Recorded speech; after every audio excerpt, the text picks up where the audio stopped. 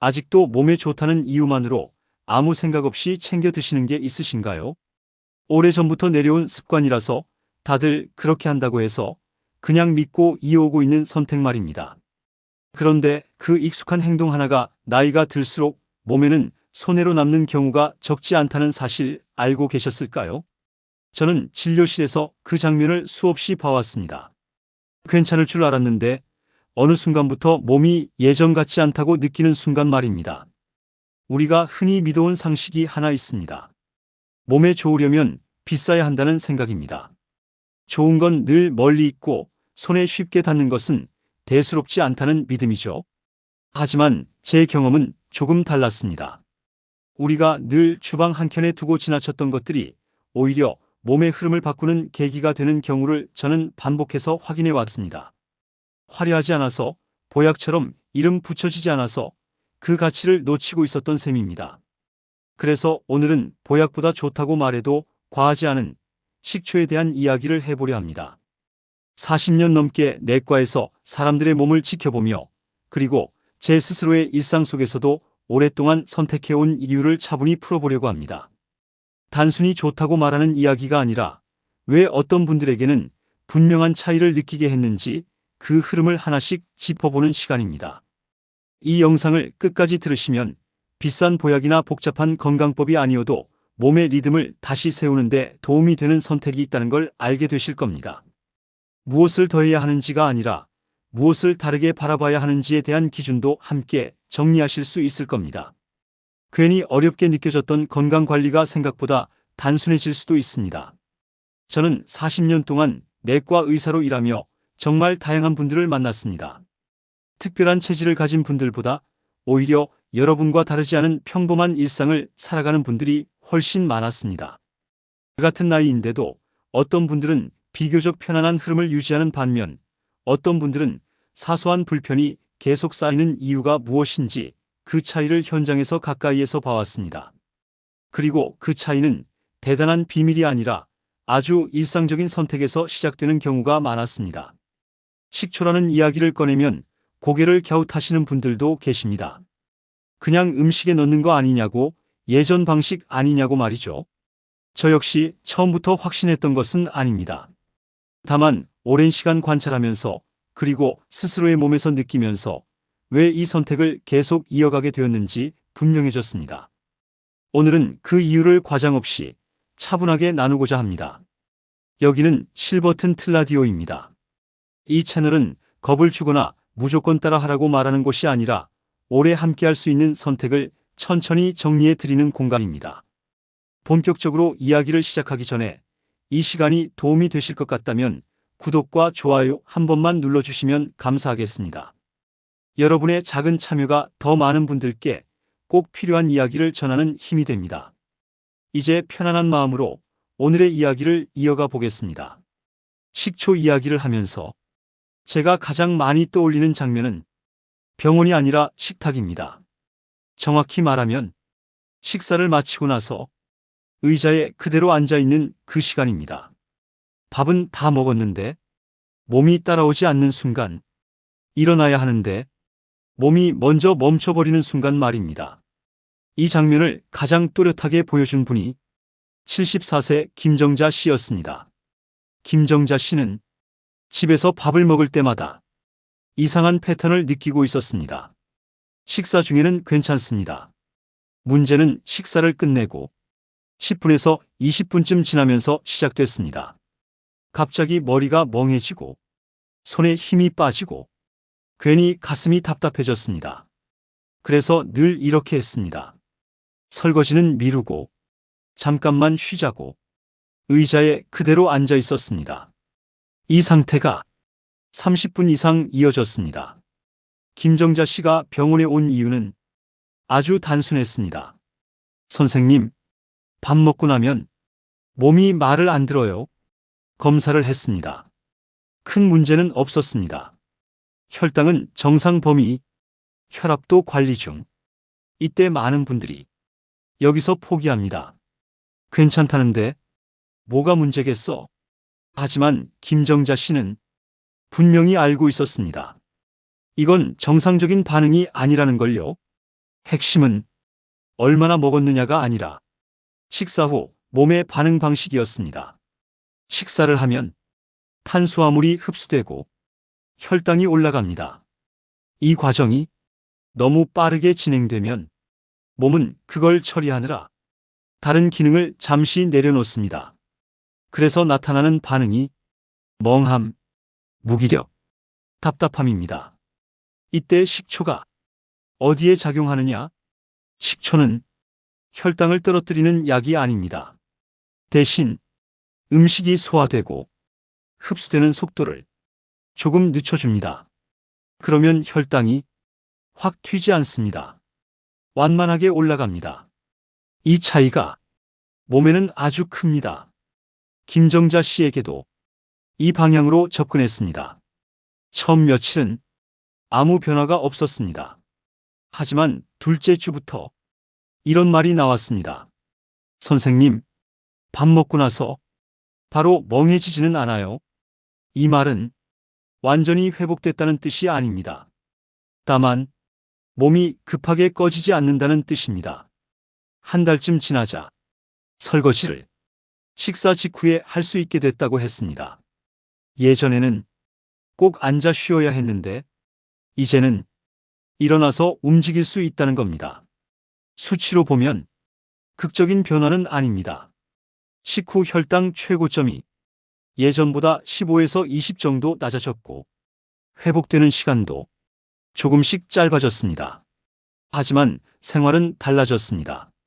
식사가 일을 끊는 시간이 아니라 이어지는 시간이 됐기 때문입니다. 이게 바로 식초 효능의 핵심입니다.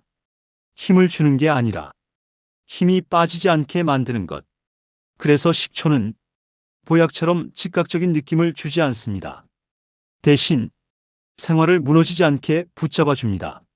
식사 후에 멍해지는 분들, 밥 먹고 나면 아무것도 하기 싫어지는 분들, 이분들에게 식초 효능은 가장 먼저 체감됩니다. 다음에서는 이 흐름이 왜 소화와 더부룩함까지 함께 바꾸는지 두 번째 효능을 완전히 다른 사례로 이어가 보겠습니다. 식초 효능을 이야기할 때 제가 가장 먼저 떠올리는 장면은 배를 문지르는 손입니다. 식사를 끝냈는데 배는 전혀 끝난 느낌이 들지 않는 상태, 포만감이 아니라 묵직함이 남아있는 그 느낌 말입니다. 이 장면을 아주 정확하게 보여준 분이 72세 김정자 씨였습니다. 김정자 씨의 하루는 이렇게 흘러갔습니다. 아침은 괜찮습니다. 점심도 먹을 땐 문제 없습니다. 그런데 식사가 끝나고 20분쯤 지나면 배 안이 꽉 찬 느낌이 들기 시작했습니다. 트림이 나올 것 같고 숨을 깊게 쉬기 어렵고 허리를 펴면 더 불편해졌습니다. 그래서 김정자 씨는 식사 후에 늘 같은 행동을 했습니다. 허리를 굽힌 채로 의자에 기대 앉아 배를 천천히 문지르는 것. 이 상태가 1시간 가까이 이어졌습니다. 김정자 씨가 가장 힘들어했던 건 불편함 자체보다 끝이 안 난다는 느낌이었습니다.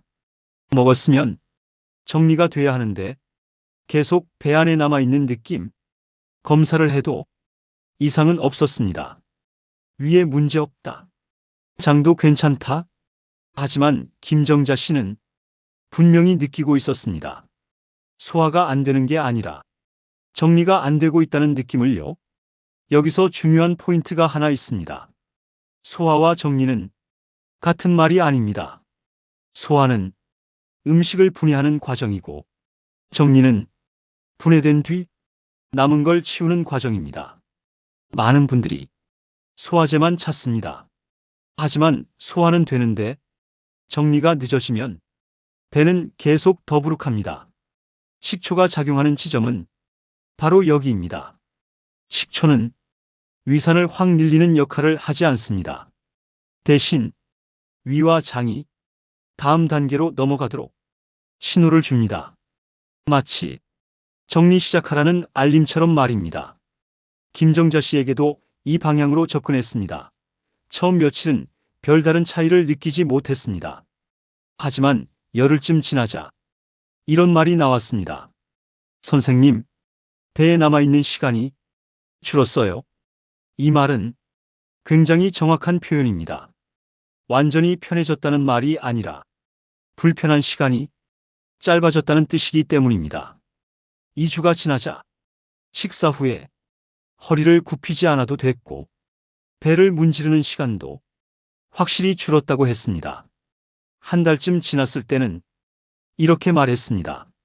선생님, 먹고 나서 다음 일을 생각할 수 있어요. 이게 바로 식초 효능의 핵심입니다. 소화를 시켜주는 게 아니라 다음 단계로 넘겨주는 것. 그래서 식초는 소화제처럼 즉각적인 개운함을 주지 않습니다. 대신 식사와 식사 사이 몸 상태를 바꿉니다. 김정자 씨의 경우 간식 습관도 달라졌습니다. 예전에는 배는 더부룩한데 입은 심심해서 자꾸 뭔가를 찾았는데 이제는 그 간격이 자연스럽게 늘어났습니다. 이 역시 정리가 빨라졌다는 신호입니다. 배가 정리되면 괜히 더 먹지 않게 됩니다. 이게 식초가 체중 이야기가 나오기 전에 이미 작동하는 지점입니다.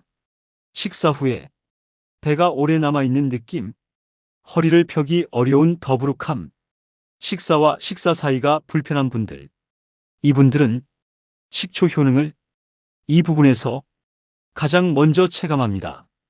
다음에서는 이 소화와 정리 이야기가 왜 자연스럽게 체중과 붓기, 아침 몸 상태까지 이어지는지 세 번째 효능을 완전히 다른 장면으로 풀어보겠습니다. 세 번째 효능은 겉으로 잘 드러나지 않습니다. 그래서 더 많은 분들이 놓칩니다.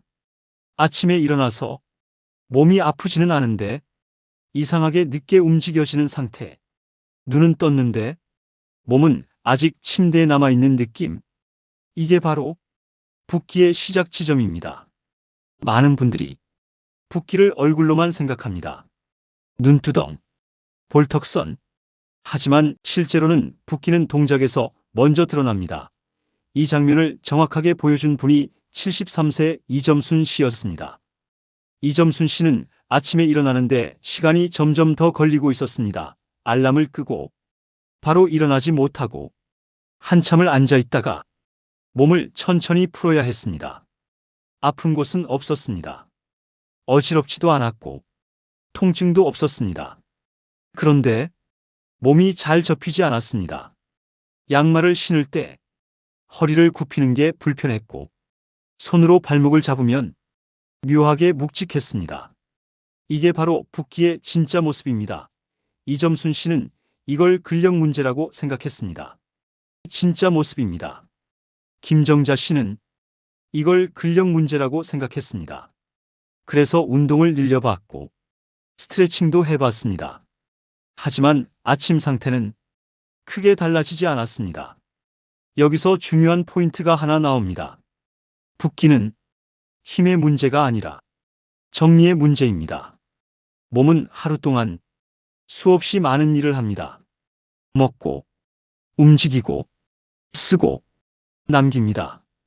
이 남은 것들이 제때 정리되지 않으면 몸은 그걸 그대로 안고 다음 날로 넘어갑니다.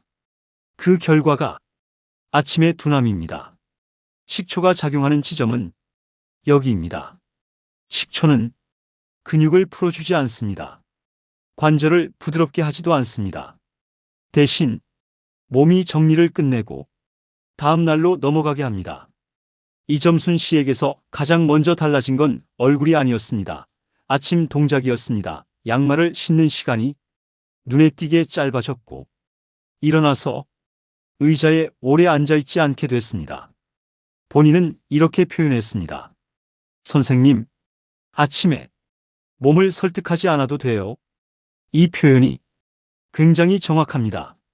예전에는 몸에게 일어나자, 움직이자, 계속 말을 걸어야 했다면 이제는 몸이 먼저 따라온다는 뜻입니다. 수치로 보면 체중 변화는 거의 없었습니다. 하지만 아침과 저녁에 몸무게 차이는 줄었고 특히 발목 둘레가 하루 종일 유지되는 느낌이 달라졌습니다. 이건 물을 뺀 결과가 아닙니다. 정리가 끝났다는 신호입니다. 그래서 이 세 번째 효능은 체중계보다 생활에서 먼저 느껴집니다. 아침에 바로 움직일 수 있는지, 신발을 신을 때 망설이지 않는지, 양말 자국이 저녁까지 남지 않는지, 이런 변화가 먼저 옵니다. 제가 이 효능을 굉장히 중요하게 보는 이유는 여기 있습니다. 붓기는 하루의 시작을 막습니다. 아침이 막히면 하루 전체가 늦어집니다. 식초는 몸을 가볍게 만드는 게 아니라 하루를 열어주는 선택입니다. 그래서 아침이 무거운 분들, 몸이 말을 안 듣는 분들, 밤에 잔 것 같은데 아침에 시작이 안 되는 분들에겐 이 세 번째 효능이 가장 현실적으로 체감됩니다. 이제 다음 단계로 가면 이 세 가지 효능이 어떻게 하나로 이어지는지, 그리고 그 연결의 중심에서 식초가 어떤 역할을 하는지 네 번째 효능으로 자연스럽게 넘어갈 수 있습니다. 진료실에서 제가 가장 자주 하는 질문이 있습니다. 아침에 힘드십니까? 점심 이후가 더 힘드십니까? 아니면 오후가 되면 갑자기 꺼집니까? 이 질문에 생각보다 많은 분들이 이렇게 답합니다. 아침은 괜찮아요. 점심도 버틸만해요. 근데 그 이후가 문제예요. 이 대답이 나오는 순간 저는 더 이상 검사지를 먼저 보지 않습니다. 대신 하루의 흐름을 봅니다. 아침에 무엇을 먹었는지, 점심 이후 몸은 어떻게 반응하는지, 의자에 앉는 횟수는 몇 번인지, 저녁을 앞두고 몸이 어떤 상태인지, 이 질문을 이어가다 보면 거의 비슷한 장면이 나옵니다. 오후가 되면 몸이 무거워지고 할 일은 남았는데 의욕이 아니라 몸 자체가 말을 안 듣는 상태. 이때 대부분은 이걸 체력 저하라고 생각합니다. 그래서 이렇게 합니다. 오전 활동을 줄입니다. 잠을 더 자려고 합니다. 커피를 늘립니다. 하지만 결과는 비슷합니다. 오후 붕괴는 그대로입니다. 여기서 하나 짚고 가야 합니다. 이건 체력 문제가 아닙니다. 회수 문제입니다. 몸은 하루 동안 계속 에너지를 씁니다. 그런데 쓰는 속도보다 회수 속도가 느려지면 어느 지점에서 반드시 끊깁니다. 그 끊기는 지점이 바로 오후입니다. 이 패턴을 가진 분들이 공통점이 하나 더 있습니다. 점심을 먹고 나서 몸이 편한 시간이 짧습니다. 식후 멍해짐, 더부룩함, 괜히 앉고 싶은 충동. 이 신호들이 이미 오전에 에너지를 세고 있다는 증거입니다. 이 상태에서 오후까지 가면 버틸 수가 없습니다. 여기서 식초 이야기가 나옵니다. 식초는 에너지를 만들어주지 않습니다. 힘을 끌어올리지도 않습니다. 대신 새는 구간을 줄입니다. 식후에 에너지가 한꺼번에 빠져나가지 않게 하고 몸이 쓴 만큼 다시 회수할 시간을 벌어줍니다. 그래서 오후 4시에 차이가 납니다. 같은 일을 하는데 덜 지치고 같은 시간을 보내는데 앉아 있어야 할 이유가 줄어듭니다. 이건 기분이 좋아진 게 아닙니다. 흐름이 유지된 겁니다. 제가 이 네 번째 효능을 따로 떼어 이야기하는 이유는 여기 있습니다. 앞의 효능들은 몸의 부분을 바꿉니다. 식후 반응, 소화 흐름, 아침 둔함. 하지만 이 네 번째 효능은 하루 전체를 연결합니다. 하루가 아침, 점심, 오후, 저녁으로 끊기지 않고 이어지느냐, 아니면 중간에서 주저앉느냐, 그 차이를 만듭니다.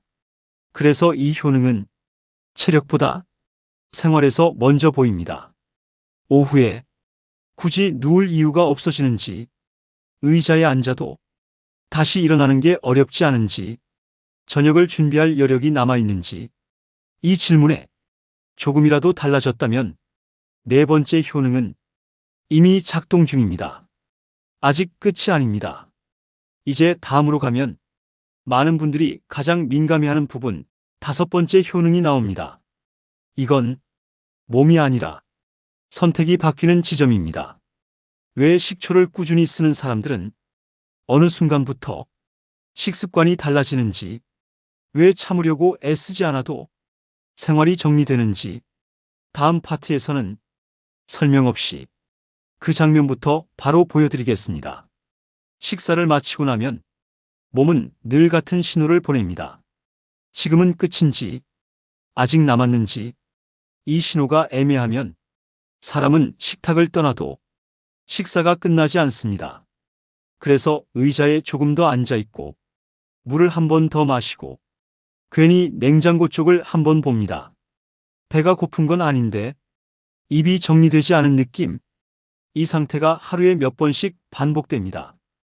여기서 식초는 특별한 역할을 합니다. 많은 분들이 식초를 공복에 마셔야 한다고 생각하지만 제가 현장에서 가장 많이 확인한 지점은 식사와 식사 사이가 아니라 바로 식사 직후입니다. 식사를 마친 직후 입안이 아직 음식의 여운을 가지고 있을 때 식초가 들어오면 몸은 아주 분명한 신호를 받습니다. 아, 이제 진짜 끝이구나.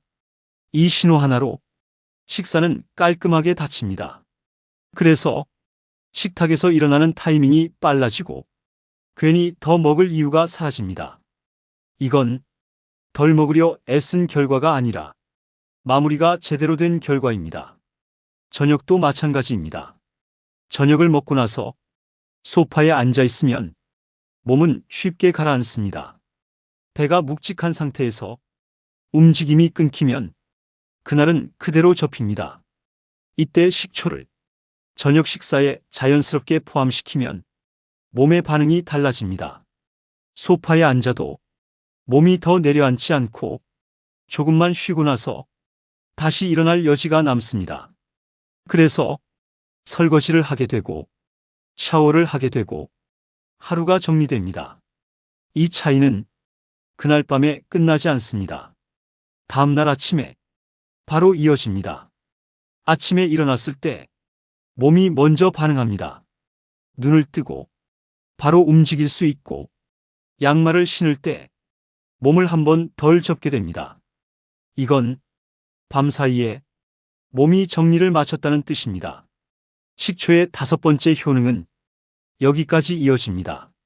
먹는 순간만 바꾸는 게 아니라 저녁의 마무리를 바꾸고 그 마무리가 다음날 아침을 바꿉니다. 그래서 하루가 끊기지 않습니다. 중요한 건 이 모든 과정이 복잡하지 않다는 점입니다.